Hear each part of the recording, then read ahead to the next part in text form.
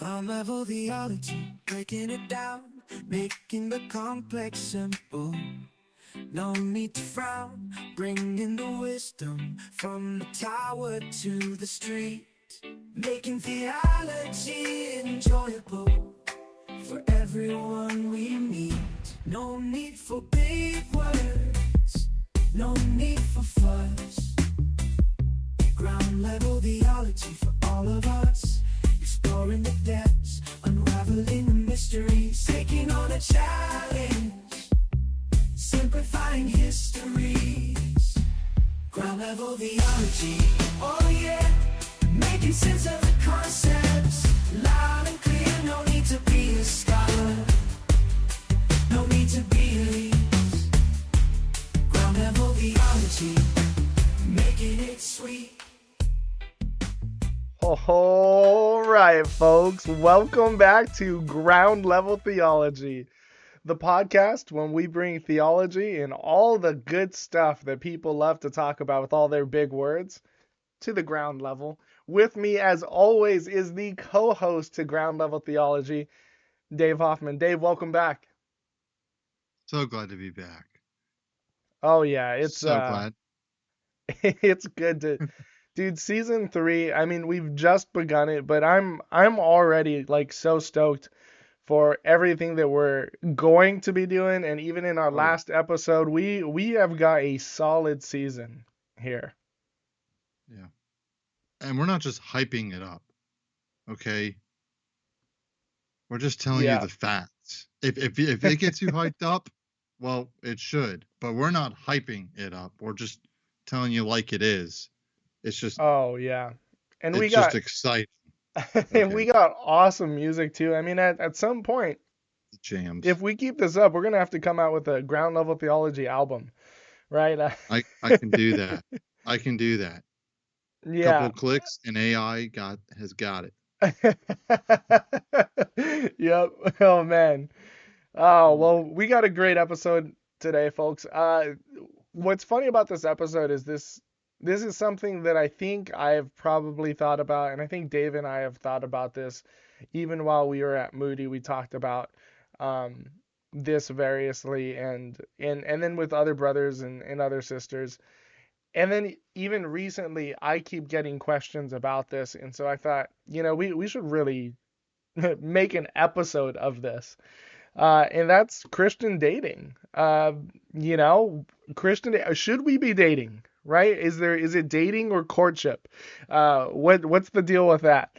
How ought we to be doing it? Because there's a lot of voices in this discussion, Dave. I mean, there's that famous book of like, I forgot what it was called, but he actually denounced the book later, and it was like, I gave up dating or something like that, and it was like, give up dating for fun. God and do it this way. And then and then that pastor actually, he not only left the faith, but he denounced the book as well, saying that he did a lot of damage with it.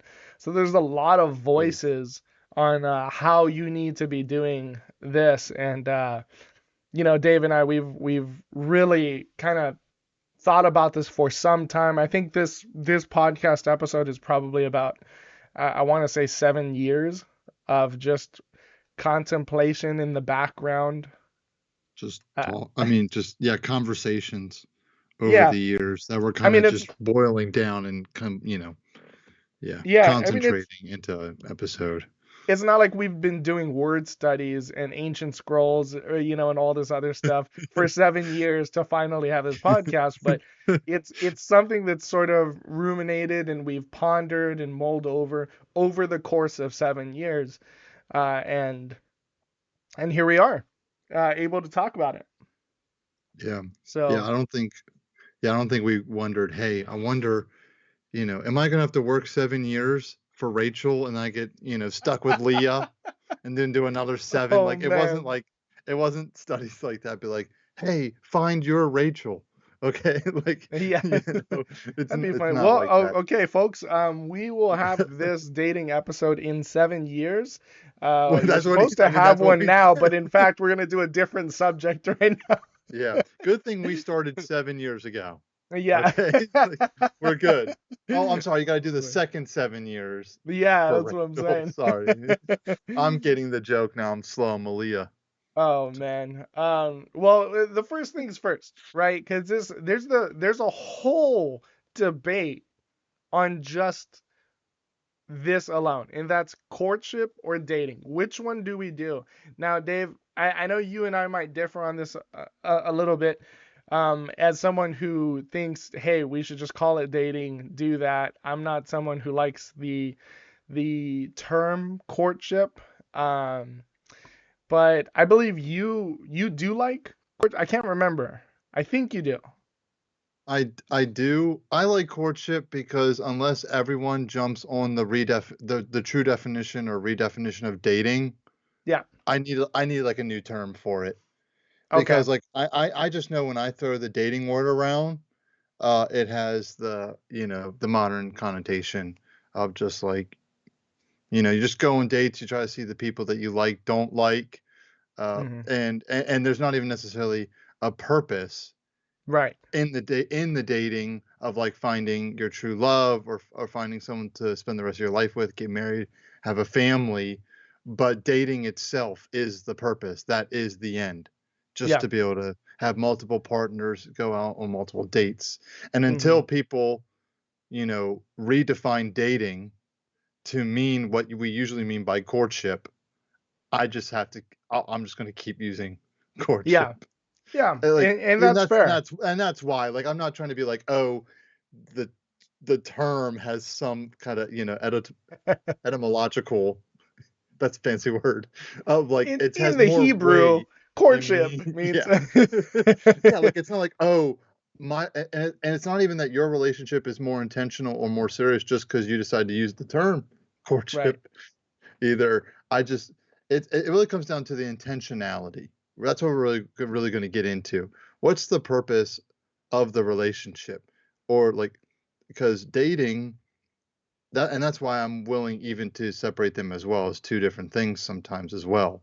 Dating might be the process of trying to figure out who you want to court Oh, and okay. then Yeah. courting Yeah, is the do you want to process of dating define further. courting just a little bit? Sure. And this is also a little bit of David's definition. Like there might be like, Right. oh, that's not recording, some medieval prince and princess Right. walking through a garden, chaperoned, you know, and it's arranged marriage. No, but courtship really is the intentionality of a relationship where Hmm. you are trying to grow in a relationship with an individual, not with multiple partners necessarily, but you have found the person that you think you want to spend the rest of your life with. And the courtship is the period of time to almost serve as a litmus test to see if you're right or not. Is this the person you should spend the rest of your life with?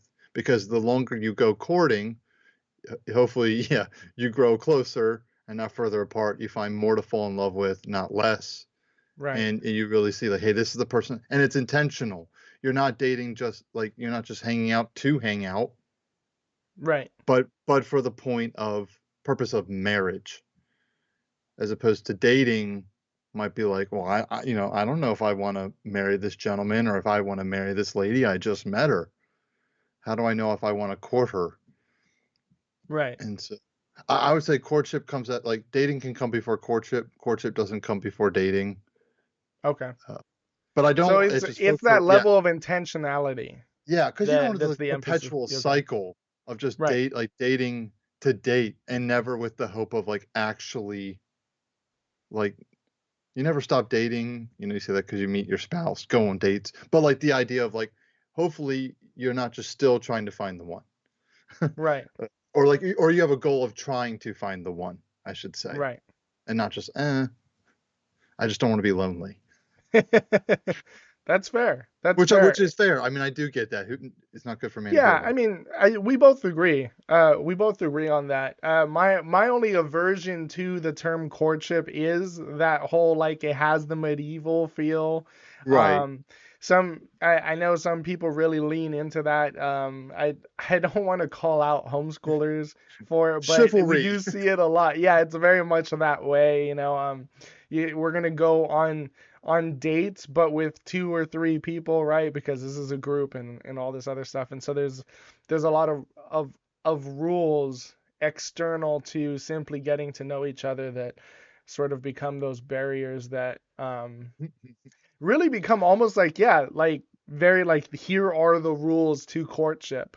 And there's just a lot of extra stuff to it. And so moving away from that, because I know that's not how you're defining it, but just because I don't really like the term, I don't think people really understand what it means to court. It's like if you go up to a girl off the street and say, "Hi, I would like to court you," Take you to either she court. thinks that you're gonna take her to court, or she thinks that you've come out of the time capsule. That But is I do not how think you get a date.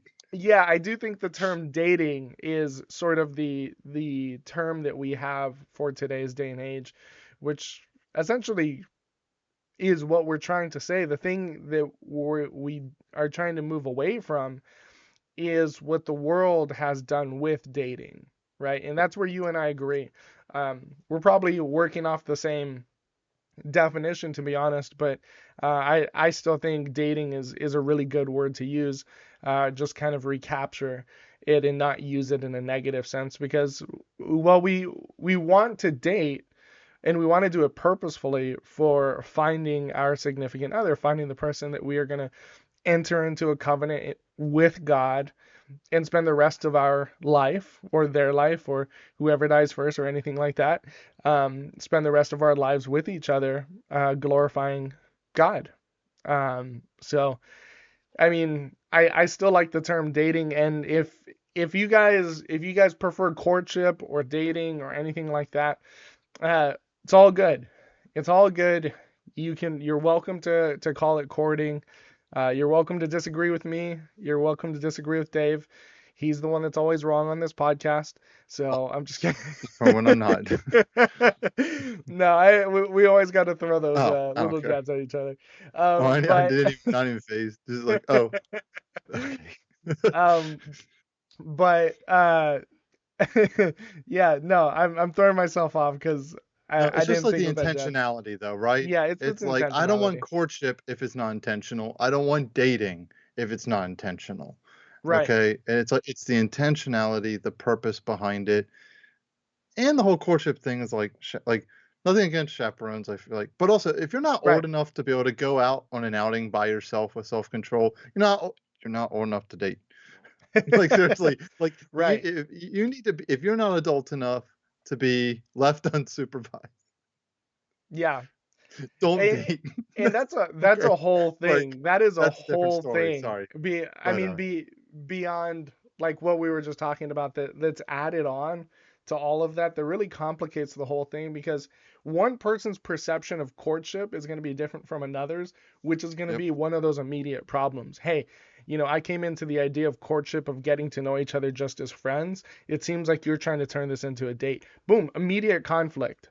Whereas I just think like if you're both thinking dating, um, I don't know, I think there's sort of like a common conception that's portrayed by the world in the media that kind of alleviates some of that miscommunication, um, because it's just the most used term. Um, anyways, just kind of moving on, because I don't want to spend too much time in courtship versus dating, and you and I were both trying to fly Yeah, past that's this not the into the debate we're meat. trying to settle. Yeah. Right. I think with step one, and people usually actually get, start with step two, or start in the middle and don't even think of step one. And I think you and I can agree on this, and that's whether you're even dateable, right? As a person, whether I'm even dateable. One of the things that we got to start with is, am I as a person in a place in which I feel I am grounded and firm enough to incorporate another human being into my life, especially in a romantic fashion. Like, I'm a guy, you're a lady. How hard could it be? Like, oh, it's so Yeah. true. Well, I just Oh think of gosh, like so true. I just think of some people too, where they have these high expectations of, they want to date, they want to go on a date, they want to date a supermodel. But you know, they're in college, their parents are paying for themselves, they can't clean their own dorm room. They've been trusted by the college with something like a 12 by 12 space, like a very small or actually I should say a very large broom closet, and yet they can't keep that clean. Oh You my know, gosh. you and I, we've done dishes for people like this Yes, because we they have. they just throw it in and they don't do it. And so I Floor think duties. yeah, I think step Yes. one is like, am I even in a place where I'm even taking care of myself? Am I even in a place where I'm solid enough that someone would want to date me? The first step is introspection. I need to see whether I'm in a place enough to where I can date another person. Oh my gosh. That even I just met. They actually celebrated their 1 year anniversary, but I married a couple. I officiated my one of my roommates' weddings, and I just remember joking around with his bride to be. It's like, hey, um, I've lived with Jerry, and I know what you're getting into. Okay, so here's some words of wisdom, as someone who's had to live with Jerry, and Yeah. it was so fun, and they were all good things, Yeah. because he is dateable, he was respectable, he was clean, Right. he's all the things that you want in a gentleman, Yeah. and that's why I'm poking fun here. It was nothing bad, but it is like one of those things where it's like you have like folks who are like, oh man, like you can barely take care of yourself, and you're gonna try to be the head Yeah. of a home and shepherd a wife, or what are you gonna put her through, and vice versa. And even being like a young dude, like I remember being attracted to girls, wanting to take them on a date, and it's like, well, what am I gonna say? Hey, you want to go to the movies? My mom will pick us up and she'll pay for it. Yeah, that's the thing Like, too. It's like like I that's remember being embarrassing. 15, yeah, and it's like I want to take someone out on a date, but I don't have $5 in my wallet. I Yeah, can't even I'm not gonna afford the do movie that. for myself, let I'm alone gonna take my someone bike. else and Like, popcorn and then a way to get there. Yeah, it's yeah, I'm a loser. I gotta stop. No one's gonna want to date a loser. Like, and it's not that right, you like were a loser, but you would look like one when you're trying to be something you're not yet. right. Get it figured out, and then they're like, it's like a no-brainer for people. It's like, heck yeah, Yeah, I'm saying yeah. Yeah, I'm going on a date with that guy. He's got it all figured out, even though you don't. But it's like, right. I at least I look like it now. And it's that ounce of like stability, right? I mean, Yeah, yeah, at 15, you can't have a job yet. You're not stable. But where are you stable? I mean, is your room clean? Is like are you well put together enough in your age where you're at to be doing stuff like that with your age? So yeah, there's this whole thing, and there's a few kind of things to keep in mind here. One of the biggest ones, obviously, as you and I are pastors, more specifically, we're both Christians, mhm, is this is one of the first things we need to ask ourselves before even thinking about stepping into the dating world, and is, are you in a spiritually firm place? Right? oh yeah, Because if my life is in shambles, if I don't know whether I really trust in Jesus, if I'm really feeling like I'm in spiritual burnout or spiritual turmoil, or I'm really going through the throes of a storm right now, obviously now's not the time to be dating. Right now is the time to be rooted in Christ. And so we got to definitely. ask if we're spiritually firm enough to date. Yeah, because it's like, yeah, because the last thing you want, it's just like, yes, we're called to bear one another's burdens, right, and to help, but it's like we're not looking for burdens to pass on to people, and Right. obviously we're not looking for burdens to like, hey, like I'm here to have, like I can't wait to have more have heaped on to me, like that's not like no one wakes up and signs up for that. But it's like one of those things like, hey, if I don't even have my life figured out, how am I going to try to bring in someone else's turmoil, help them help them handle their struggles and endure what they're going through if I can barely assess, let alone solve or live through what I'm dealing with, and I don't want to put that onto them. Not just like, you find like I know myself, sweet young lady, happy to go on a date, and then you just like you air out all the dirty laundry. You're just trying to go to the arcade, and then you just like, you know, just flood everything on this poor Yeah. soul that like you might not have even had a second date, and now you're like telling him like, yeah, so I just wanted you to know that, like, I don't know. I have a phobia of heights, even though it's your dream to get proposed to on the Eiffel Tower. Right. And it's like, why are we even talking about proposal? But like, Or just um, like just being weird just or random. awkward enough to like, is do you like the way your day old socks smell? You know, it's like, okay, buddy, we gotta Yeah, work on social skills here. I noticed you're wearing flip flops. I hate feet. Like, me, like it's like Feet honestly, scare like me. I just wish you didn't have them. What's something you don't like about me? And like this is the Yeah, first day. yeah, Like, I'm not gonna tell you what I don't like about you on the first day. right. I don't like this Yeah. question. I don't. I guess. Anyway, sorry. But Okay, yeah, oh I mean, gosh, there's I there's a digress. there's a there's a period of introspection that you should definitely do. I think a period of introspection should be a common thing in your life, right? Just as far as like, am I still being a normal person? Yeah, Especially Dave, you and I as a pastor, we have to do that a lot because it's like, we're ingrained in the word every day. We're in our families every day. We do not live normal lives, right? There are times in which someone walks up to me and they're like, "Hey, did you watch the game?" I'm like, "I don't even watch sports." oh, um, yeah. that's I It's just and like, then there are tell times me where like what I don't. happened. Yeah, there are times where I don't feel normal. I'm like, all right, I need to watch a game, so I can relate to other people because no one here wants to reminisce about Shadrach, Meshach, and Abednego and the Hebrew on there. It's like I need to make sure that I'm grounded in what everyone else is grounded in, and that I can communicate like a normal human being. So that's sort of a little bit for you guys So to true. grasp. How can I um, talk about the Olympics when I'm looking at the textual variant of what I blankety blank? I don't even know. Yeah. Well, Yeah. I think that's why I really appreciate TikTok. It kind of keeps me grounded in like what people are talking about because that's all the viral stuff. And so Yeah. it's kind of making sure that my feet are still grounded within about 6 seconds, right? Because these videos are real short. And so I'm Right. thankful to have something like that allows me to still be relatable while also spending almost all my time in stuff like that. Um, so am I in a spiritually firm place, right? Because you don't want to be dating when you're not even in a firm place with Jesus. I mean, you're here trying to come into communion with another human being in the covenant of marriage, hopefully. That's the whole point of dating, and you don't even have a firm relationship with God.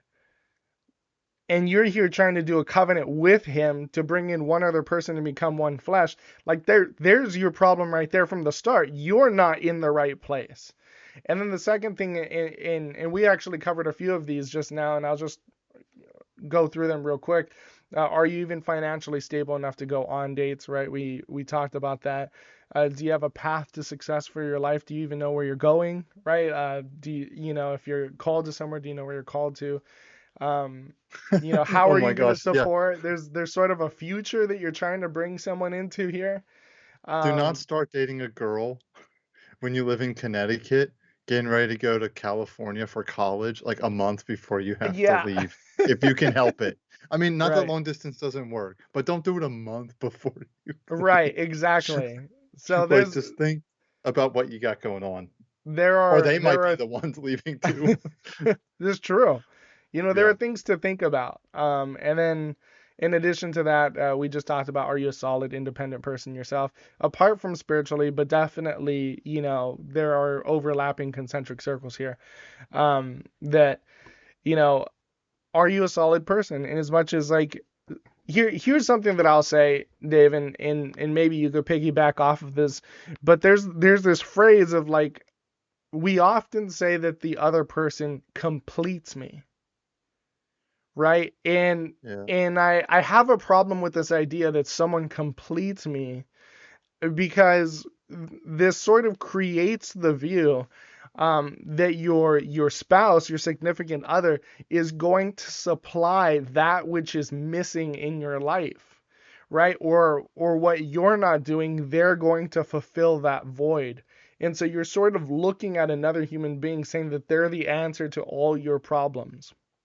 And I don't think, this person completes me helps that. Rather, we need to be thinking of ourselves as sort of the 100%, 100%, right? I am a human being and I'm going to be living with another human being, and having a realistic standard for that, knowing that, hey, I have sins, I have my faults, I have my insecurities, and I have my failures. And the other person is not going to fill that void. The other person is going to be a sinful human being that needs Jesus. They're fallen, they have their insecurities, their baggage, and their failures, and I'm going to join in that, and we might double up here, or we might help each other out. But the fact is, we are both two individuals coming together. Um, the 100%, 100%, not I'm 50%, she's 50. And then when we come together, we're going to finally be living in 100% happily ever after. And I think part of that idea of this person completes me, or I'm looking for my other half, is one of the problems in dating. Dave, do you have anything to add to that, or if you agree with that? No, I do agree with that. I mean, and I mean, every any spouse, a woman hearing her husband say this, a husband hearing his wife say this, about the idea like, oh, I can't live life without you, right? It's Right. like we love having like that value, and even like that power of like, You need me," and like I do need my wife. I don't know the kind of person I would be without her. I'm aware of the kind of man I am because I have her in my life. Hmm. However, that is not to say that all would be lost and I wouldn't be able to meet my potential in Christ.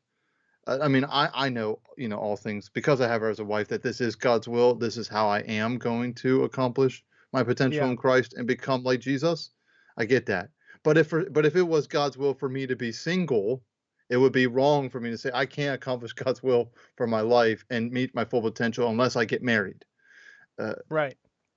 because at that moment it might not have been God's will for me to get married. And so like there's a hole in everyone that only Hmm. Christ can fill. And there's a fundamental problem where it's like if you try to fill that with anything, spouse, job, hobby, it's gonna it's not gonna end well. They're your Uh, idol in a they're your sense, idol. right? And I've even counseled this. Like I've had folks that like it sounds counterintuitive. You're praying for your marriage, you're praying things for your spouse, and you got to check your motives. Yeah. Why are you praying for your spouse to have patience because you're tired of them getting annoyed with you, or because you want them to have patience because God's patient?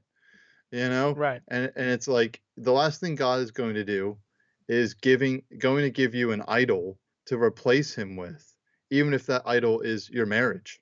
Right. Actually, maybe even especially if it's like, I'm not going to have you replace me with your spouse. You guys are instruments for each other's sanctification to help you become more like me, but not to replace me. Right. And so you have to find that, which is that's the slippery slope of when you're like, my spouse completes me. I don't know how I'm going to live without you. I don't know how I'm going to. Uh, I want to be able to live my life for Christ, whether I have my wife or not. Right. Okay, because you also have to be ready for that. What if the Lord were to call Amber home? Right. What if the Lord calls me home? Well, I then mean, she needs to heaven be, forbid, heaven forbid, yeah, that we get called too early, right? And right. yeah.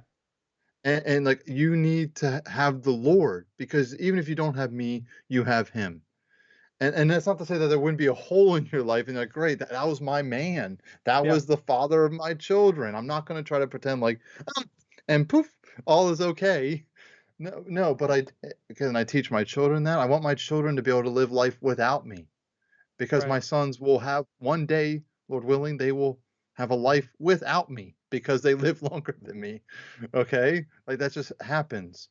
And so we have people in our lives, but like when you're dating, yeah, like you said, just you're trying to find someone to fill some sort of a void. Oh, I don't feel validated. I want to find someone that validates me. Oh, I don't feel valued or loved or cherished. Um, you want to find someone. You do want to find someone that will love you, value, or cherish you. I'm not saying don't look for those things. Yeah. But I am saying it's like if you don't have that in your life right now, it's not guaranteed to happen just because you start dating or have a spouse. Yeah. And Lord, I hope it never happens, but you get married, you live together, you have an argument. I'm telling you, you're gonna feel things and say things that you wish you didn't feel or say, and then because you're Right. two sinners that are broken, that are trying to make something holy to be holy, and you both need the Lord Yeah, very and I badly. think that's and I really love what you said, and I think that's one of the big things about it is as two people coming together with their own insecurities, with their own sins, with their own fallen nature and all of that stuff, Right. in our own baggage.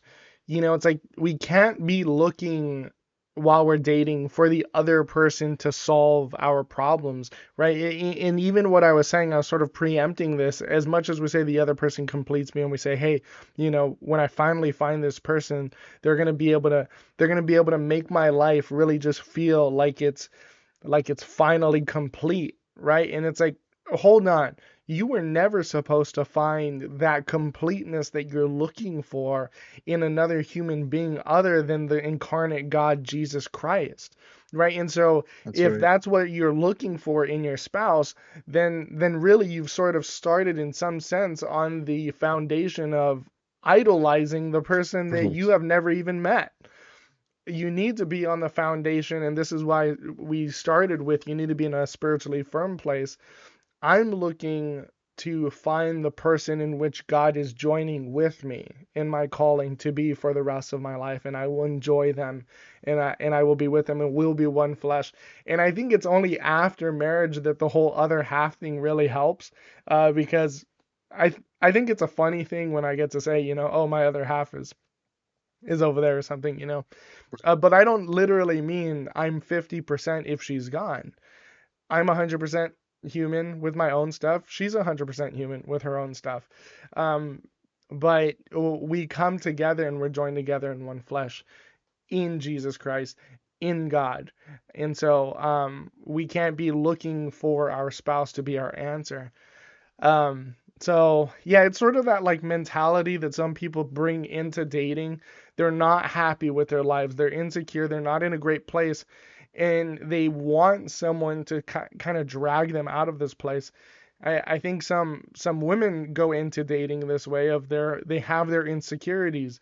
They're not in the best place, and what they want is attention because they know when they feel attention, when they're getting compliments, when they're getting flirted with, when all this other, they feel good.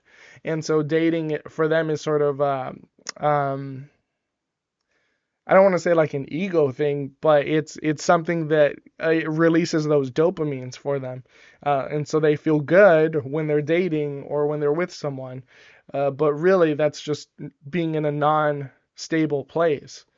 So there's definitely a whole realm here to be first asking before you even get into the dating pool. Am I dateable? And that's something that you want to ask. The one of the questions that I always thought was a real good question to be asking yourself, and I've heard it many times, so I don't think this is going to be anything new for you guys. But it's the question: would your dream spouse, your dream husband, your dream wife, would they date someone like you, right? Because some people that we've seen a lot of this, especially in social medias lately, where you have these women and they're scantily dressed and they're saying, I need a person. He's gonna be 6'5", right? He's gonna earn $2 million a year. He's gonna have 7 cars. He needs all of this stuff. And then you're looking at them and you're like, um, would he date someone like you? Would someone as prestigious as that date someone who's dressed like that, someone who acts like that, someone who carries themselves in this manner, someone who goes places like that, right? Right, because these are people that go to clubs and stuff. Is that the type of person that goes to clubs, right? And so you have to ask yourself, is my dream spouse, would they date me in the position that I'm in? And very often it's not. But beyond, the first hit of like, well, he wouldn't date someone like me, or she wouldn't date someone like me, and then now I feel depressed. Let that initially pick you apart, in the sense of letting it sort of highlight areas in which you can grow and be the person in which that person will date. Sort of that conviction of, okay, well, my room's a mess. I'm not making enough money to sustain myself, so all this other stuff, and then let that sort of be a plan of action to be someone that my spouse would date, my dream spouse would date. And so it's like, okay, I can clean my room, I can go out, I can get a job, I can do all these other things in which now I am more of that person that they might be looking for. And so that when I do meet someone that kind of checks off these boxes, so to speak, because I'm not a huge person on boxes, but but at least I am someone within the vicinity of, like, if I meet that person, they would date me. So I do think that question's kind of helpful for kind of fielding the ball game here when it comes to, am I dateable? Well, is the person that you would like to date, would they date you? Right? And so I think that's really helpful. That's a big ego boost, considering I took a junior in college to my senior prom. Let's go. Let's go. Yeah. Man, Hey, I feel fair point. awesome Fair now. point. Yeah, uh, and I'm not trying to be like the Mark Driscoll. My wife's a runway model, and I get to take her home every night. Like, Oh, yeah, uh, yeah, yeah. like it's like I am happy that I have a beautiful wife, and I have a beautiful family. But it's like, and I wasn't always someone I think my dream spouse would want to date. Um, but believe me, every day, any day you can be like bumming it sometimes. Oh, But the yeah. No, quality, absolutely. the character though, it's like, am I Yeah. the person? And that's why and I say all this also gives me an ego boost, because my wife, my now wife, saw the potential in me. Like, she saw what I would become, even though I wasn't there yet. You have to remember, she's a junior in college. She's has one more year, and then she's gonna be finishing up. And then she sees this 18-year-old that's like, I want to go to Chicago, 13 Yeah. hours away, and become a pastor. And so when Right. she's getting ready to be done college, she sees her boyfriend getting ready to start, and she's like, and I'm willing to be dating him long distance for that, Yeah. while I'm already working full time, starting to save for our life together when he gets done. And so, like, I never lost sight of that. One reason Amber helped me never lose sight of that. But two, I really didn't lose. But two, I really didn't lose sight of it, because I'm like, look Yeah. at this woman. She is committed to me. I'm Right. not going to be able to find that anywhere. Mm. That she is committed to me. She believes in me. She sees me. I want to do well. And it's like, I would wanna do well for myself, but it's like even more, it's like, I have her to impress, I wanna do this for her. And now Yeah. that I got the kiddos, it's like it was always like, "Oh, I wanna do this for the Lord, and I should wanna do this for myself." And it added on to it, of like, I wanna do this for her, I wanna do this for my boys, or whatever, for friends, family, Mhm. and because yeah, and I'm not just trying to be that way, but, like, yeah, if you're the dude that's like, you know you know, not that they are a Victoria's Secret model, swimsuit model, but they're a gorgeous woman, they're Christian ladies Right. that are modest. Modest is the hottest, and for your eyes only. But Right. it's like in the holiest way possible. Oh my gosh, you have the beauty where you could totally qualify as Right. Sports Illustrated model, and I'm so glad you're just for me. Uh, What's Oh, funny too, but it's but like, you're at home, like, not you don't work out, you're not trying to sharpen your faith, you're not reading your right. Bibles, you're just eating Doritos, you could care less, you don't shower, you don't know how to do laundry.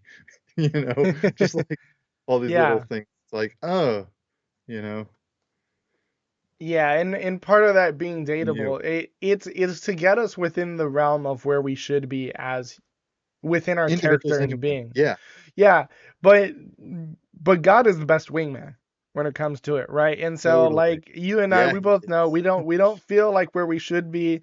We don't deserve our spouses, and Oh that's no. where God is just amazing, where He blinds them so that we get. Yeah, he's like, you're And welcome. so yeah, You're and through your so phone.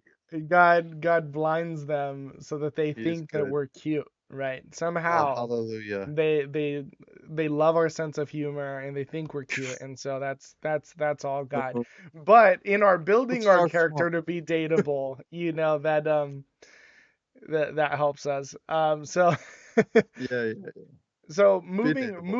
past the first step now, within all of that, there's Sorry, sort of 40 the minutes on the question. first step. There's It's an sort of the important question. step. Yeah, it is. It is absolutely because so I don't know how many people go into this part, of like, well, where can I meet someone? What do I do when I meet them? And it's like, dude, you're not even dateable. Like, look at what you're wearing, right? You got Cheeto stains on your shirt. Like, do you think that's okay? Yeah. And so they're disillusioned on, you know, maybe they're struggling with porn or something or whatever it is, and they're like I said, their life is a mess, and they're going on there thinking, I should be able to talk to these really gorgeous girls and take them out on dates and all this other stuff, and yet they can't afford the date. you know they're not dressed appropriately, their lives are not together, and they're not spiritually there, and so they haven't even assessed themselves as to whether they're dateable. And so it is an important first step. uh, I think it's a step that we'll keep going back to if you're not, obviously if you're not married, but you need to keep checking up on that. um, but the second thing to bring up, and these aren't necessarily steps, but I do think there is a step one, and that's assessing yourself, is sort of the when and where. I mean, this is sort of a big thing on, where can I date someone? And and the first thing is sort of the obvious one, and that's at church. But church is sort of a dangerous game to do, right? I mean, there's pros and cons to dating people at church. Dave, I'll let you get in on a little bit of this, but there's a whole thing to say here, and that's like, okay, you can date people at church because that's where the godly people are, right? And so if there are beautiful women that go to your church that are around your age, obviously that's prime picking because they are faithful believers. You know their values. They believe the same as you do. They know that they trust God. And so that is definitely one place that you would want to be dating from. But the con is if it doesn't work out, you still go to the same church, right? So it has the potential to get real messy. Dave, I don't know if you wanted to add anything to that. Like, don't be the dudes like, oh, I can't wait to go on the church missions trip because, so and so's going on it. And then when we get in Oh our yeah, prayer circle, maybe I can stand next to them so I can hold their hand, my yeah, crush's hand in the prayer circle, you know? And then you right, go, amen, squeeze, you know? yeah, Uh, no, okay, I met my wife at church. I Mm, did. We both went to the same church, but it was also interesting in the sense of when we started dating, it was my senior year of high school, and I then left to go to Moody for Bible college. So I really wasn't. We met in church, but we didn't right, date in church. Church was not our dates. Okay, that was the other thing too. Like I'm around you. It was interesting. We weren't married yet, so I still sat with my family at right, church. She sat with her parents at church. We go to events together. It was fun and good, but volunteering for VBS was not a date. right. Okay? We were serving the Lord. We were serving helping young kids have VBS. Mission trips were for the Lord. So don't like, you can meet people at church, but do not date at church. Those Yeah, it's things are not. not dates. Yeah, Okay? ministries are not moves. right? It's like, No. oh, I know she serves in children's ministry. Here's a move that I'll pull sort of like the this. It's like, oh, I'll try and volunteer in children's ministry so we can be right next to each other. No, you're actually endangering children because you're not focused on them anymore. You're not focused on serving God and serving children. You're just focused on getting closer to her, which might just distract her, and then ultimately children don't get the attention and the godly care that they deserve. Yeah, Yeah. Pay attention that they help in children's so you know like where they will be when they're done to ask them on a date, yeah, but not to see that it's just like that's a big don't see that as the date. right, Okay. And the reason why I say is because you can meet at church. There's pros and cons. If it doesn't work out, like do not suddenly leave church because that's where right. your ex goes. That's not how it was because before that you were fine, right? That's not a Hmm. reason. Um, and like the same thing for like concerts and events. So like, oh, I met this girl and we're from two different churches, but we were at the same conference and we were in the same row and we went up to the altar call together and it was great. like Yeah. no, like you saw that for that worship proposal video episode that we did. Like no, like Oh yeah, yeah. that is not the time. Because you would do the same thing like if move like outside of church.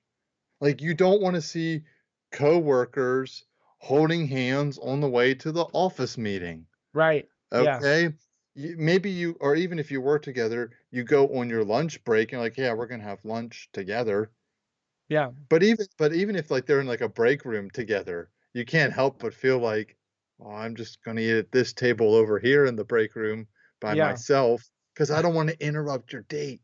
Like, Yeah. and it's not supposed to be like because 'cause you're, like, you're working, it's like, that's different. Yeah. But there are times, like, where you know, there are so many events, right? There's just so much out there that can be considered a date if you're clear on saying like, "Hey, like I want it like There's always a lunch that needs to happen after church. that's what I'm saying. So, And you can just be yeah. clear, right? Like you never have to ask yourself like, "Oh, is this really a date or not?" If you tell the person like, "Hey, I really like you. I want to take you on a date. Yeah. Would you go on a date with me?" Yeah. Or Like, I I don't have mean, to, like, yeah. avoid, like, are we just getting coffee as friends? Oh, he's in ministry, I'm in ministry, and we're just talking about ministry together? It's like, just use, like I don't know, like, I'm not trying to be like, use your words, be bold, be confident, but, Hmm. like, that's exactly what, like that's what I'd be looking for, but, like, this is a Just guy, like, be he's straightforward. like, not creepy, like, Yeah. "I really like being around you because like, your shampoo is, like, my favorite." Like, yeah, like, just like like you like, like so people like to be wanted as well. Like, you know how Yeah. awesome it was, like, when my wife before she was my wife was like, "Yeah, I was waiting for you to ask me on a date." So I'm like, "I was wanted, didn't even know it yet." Like, yeah. It's a great feeling to be like, not Yeah. like, pursued like you're following me, but like, oh my gosh, like, it's so like no, but he's so intentional, Yeah. like, he wants to take me on a date to have a set aside time to because he wants to get to know me, uh, more than just, like, being friendly. Like, he wants to get to know me if I would, like, be willing to have a which is why, if it's a no, you don't beat yourself up because it's like, "Well, it's pretty specific in the request, and it's a Yeah. no because of Yeah. how forward I was." But then you don't have to Yeah. I don't know, I just don't like I mean, questioning. it's just as simple as I like, want you to hey, would you like to go grab a bite at lunch after, after service, after you're done here, in children's ministry or wherever, and it's like, Well, see, that's why I always say, like, I wanna go on a that's why I always say, "Hey, I wanna take you out on a date, right. and I don't wanna wait. You wanna go get lunch right now?" Like, I would even say something like that. Like, I don't even like, I've been, like, wanting to take you on a date. I don't unless it doesn't work, I really don't wanna wait until, like, Friday. Like, "You wanna go out to eat right now? Because 'Cause I'm starving." You know what I Right. mean?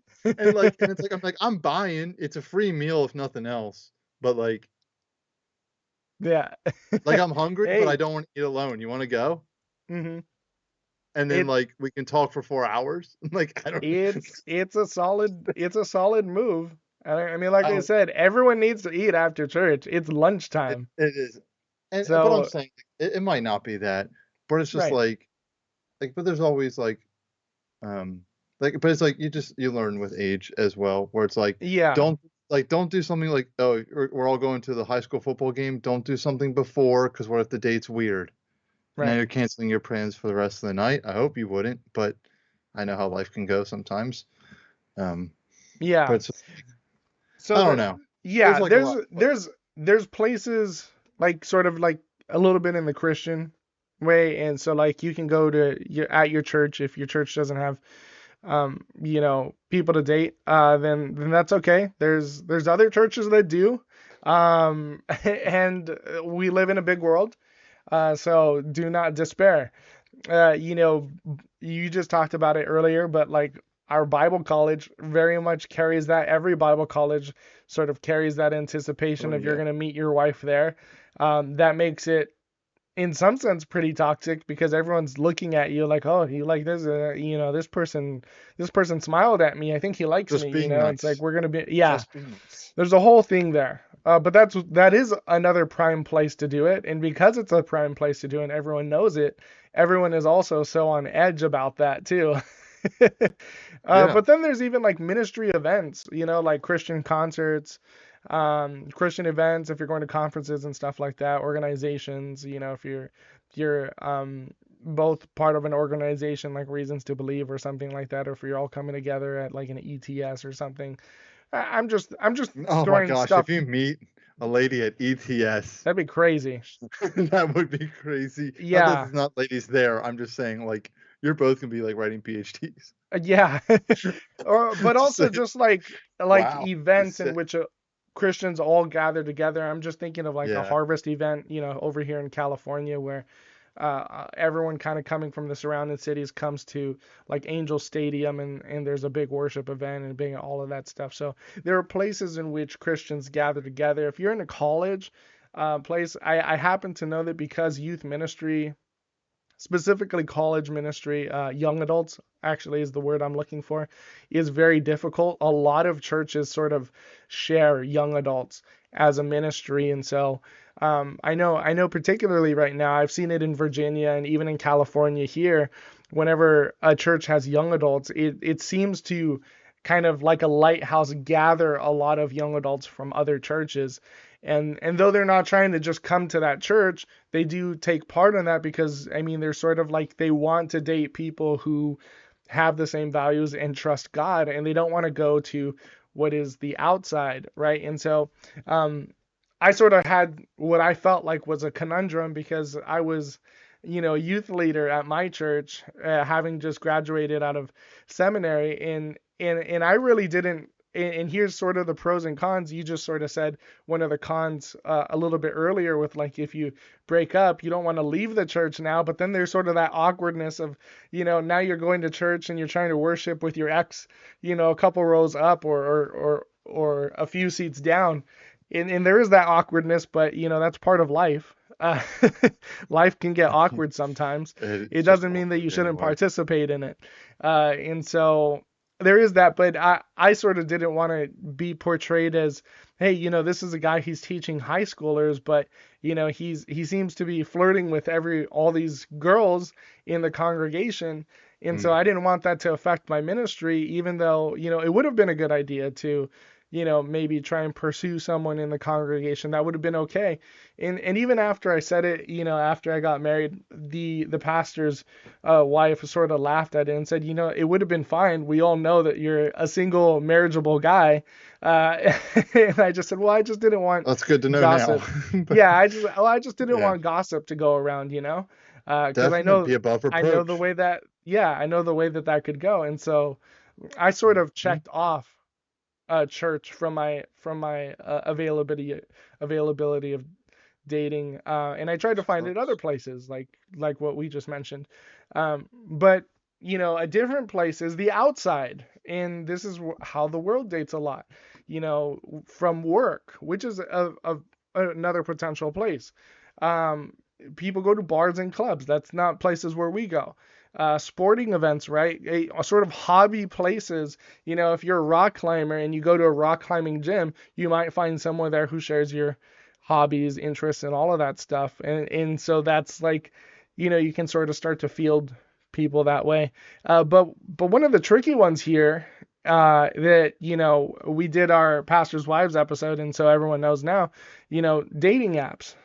Dating apps are very, um, they're still a little bit controversial, but the stigma has definitely come off of them quite a bit because of how much they're used now. There's like Tinder, there's Christian Mingle, there's Christian dating apps, there's Hinge, there's all of those other stuff. And so a lot of people are using that in lieu of simply just asking someone out on a date. Because I'm finding that just simply asking someone out on a date is viewed more and more weirdly, which is kind of odd to me. um, but I guess people are kind of ramping up stranger danger a little bit more to the extreme, and so now it almost seems like the dating world is, I think it's sort of half and half right now. I don't think that asking someone out on a date in person has really ever fallen out, and I don't think it will. But I do think a lot of dating now is in apps. And I've heard a lot of stories from things like that. Of course, like I said, I had my own on a Christian dating app. And here's what I'll just say with that, folks. I don't want to spend too much time on this, but because of the reality of it, I do want to talk about it as well. Um, Dating apps are great. They're a great place for potential. That being said, there's a lot of not goodness in those. I've heard of people meeting their godly spouse off of Tinder. That being said, that app is a horrendous place to be. Um, there's not good people on that. And so what I've heard from the people that did work out is like you have to be very, I don't want to say dedicated, but you have to know what you're looking for, and you have to be upfront about that. And when you are that way, you will meet people that are also upfront about that and are looking for that as well. The problem is you have to sift through I'll say truckloads upon truckloads upon truckloads of people to maybe get towards a person like that. And who knows how much time that would take. So I wouldn't be someone who ever recommends Tinder in that respect. But then there's also like Christian Mingle, there's Christian dating apps, and you might think, okay, well that's good, that's a good Christian environment, and I do think it's better. Um, the problem is with these Christian dating apps, that doesn't actually mean that they're necessarily Christian. I don't know how many people I've talked to that were straight up not Christian on these apps. And even worse, I mean, here's a forewarning for anyone that's trying to get on it. You sort of lose faith in humanity on these apps sometimes, because you come across people, they're prostitutes trying to solicit stuff on Christian dating apps, and you're coming across people that really have not done their first step, right? And there are people that they're just straight up not Christian, and they're just trying to date Christians because they're better than the world. And so you're going to come across a lot of people that are simply just, they don't even make the bar for being dateable. And then you have to actually have the conversations and go on dates and all of that stuff. And so when it comes to dating apps, I do think it's a viable source. I think you have to be very firmly rooted in Christ if you want to go on those, because it will wear you down. It will, because of the people that are on that, and because if you are really being true to what you're looking for, um, then the amount of interaction in coming across people that just do not fit that is sort of work. And so if you're getting tired of that and stuff, it will wear you down. So I put that forward as sort of a forewarning. I do think that they're viable. I think it's a great place to be, if you don't have anyone in your area or anything like that. But that being said, forewarning, there's a lot of darkness in those apps as well, and that hand will reach out to try and grab you. Um, you need to be in a solid place. You need to protect yourself from all of that, and you need to be also you have to have I want to say that dedication, but also just knowing what you're looking for and keeping your eyes on the prize that you're there for, for finding a godly wife that the Lord will supply. And I can't say dating apps are terrible. I can't say that they're not good and you should never go on them because as I said, I came across Candace and we fell in love and all of that good stuff. And so, the Lord gifted me a good wife through dating apps. And so I do think that they're one place in which you can find your spouse. Um, but I did just want to pat all of that with plenty of warning. So, Dave, I don't know if you wanted to add anything to that, but I did have something that I wanted to say as far as kind of dates and what to keep in mind after. I mean, I'm old school, but I'm also an extrovert, and that helps too. Yeah. Um, and and I also had my wife kind of just handed to me. It just worked because she was always in our life anyway. Just between all the family vacations we shared and all the events that we did together, just because she was close with my parents, Hmm. and so she was just around me. And so even though we weren't dating, I was very close with her. I knew I could trust her. I had already trusted her with certain things, shared certain things. Like I said, we went on family vacations. So like she's already seen me in a bathing suit. She's seen me when I, uh, try to hold in a sneeze and spit out all over my food at a dinner table, like trying to be all cool, you know. She's seen me, busted my tail on a slip and slide, you know, playing with well, with her nephews at the time. They're my nephews now, but they weren't. But we were just close, and I was just wrestling with them, and like I slipped on the slip and slide. Like she's just seen me, like if you can't let me at my worst, you don't get me at my best, kind of thing. Not that I would endorse that either, but uh, like she had already seen me just in some vulnerable moments. Like and Yeah. you already knew is like I would not recommend this as a first date, but like I took her to her favorite restaurant on our first date because I already knew it. We got into an argument on the way there because about who's a better driver. And like on the way there, who gets into an argument? Who gets into an argument on their first date on the way to the person's favorite restaurant because you already knew it. You didn't have to ask. Like Yeah. that's just like Yeah. I know that I'm such an exception and an outlier. I try not to like project on like this is how all dating relation. I'm like the opposite of like how Right. all like everyone wishes that's how theirs worked out. Where it's like Yeah. they were just around and I already knew them, and then it just let's start dating and get married and have triplets. I Like, definitely think we came like from opposite sides of the world when it came to that story. I mean, like you grew up with definitely your did. wife, godly, I did. faithful, all of that stuff stayed, and all that stuff. And I met my wife at You had 32. to work for it, buddy. The Yeah. Lord was good to me. He Um. knew I couldn't do it like you did. Like that's what he had to have known. He's like, David, he can't keep up with Mike. Mike, he's strong. He can do this. He can fight the battles. Dave, I gotta. He Oh needs help. man. I need all the handouts, okay? I do. I'll be the first to tell you.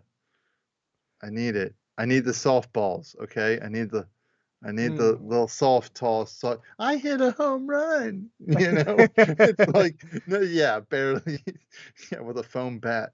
Oh Anyway, man. anyway, Well, yeah, I mean, we got to talk a little bit about the first step and then also the when and where. Plenty of fair warning on the Christian dating apps and dating apps in general. I think that's a good section to talk about. But then also I just kind of wanted to include this here. And Dave, you can chime in as you want. Feel free to interrupt me during this. But this is sort of like dating and kind of dates as you're going through to keep in mind like the just so you process. yeah, just sort of you for you to get really the process of it. Obviously, we're not like the dating experts here. We didn't write the rule book, but I do think Ask these our are wives. I do think these are good rules of thumb to kind of give you some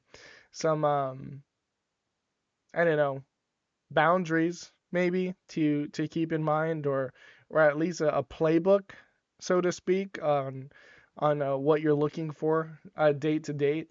And so I'll just say this, let's just say you ask someone out on a date, and I'll just say something here with that.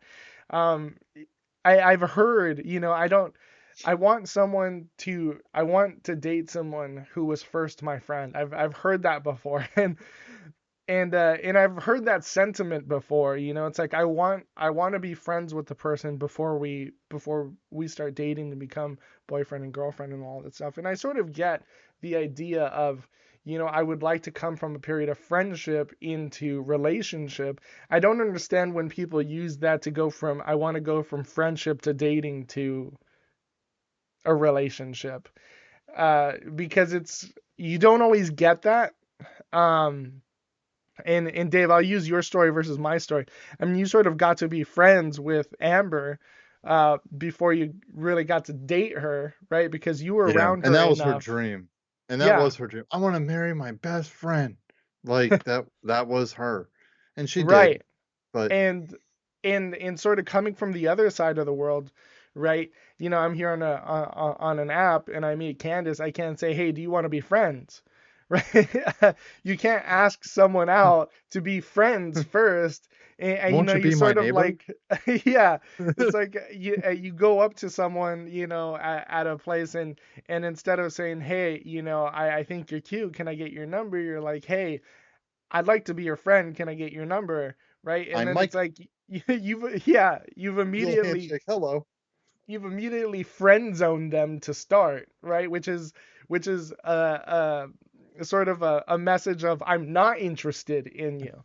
I And so like you as a bestie. and so I sort of get the sentiment of like, hey, if you guys are coworkers or something, maybe you can at least talk to each other first and build that up. But there's not always that ability. And so I've seen people, where they meet each other and now they get into the process of dating, and in one or the other says, hey, let's be friends first. So now they have sort of backtracked, and it never works out when you're that way, when you're so dogmatic about we need to be friends first before we start dating, because the world, in reality, I should say actually instead of the world, doesn't always work that way. Um, And I, how do you I, become friends? yeah, I mean, I Asking always the use same this questions. exactly dating in a sense, right? Uh, in a very light form, but Right, right. I always use this as a joke that I think really shows that.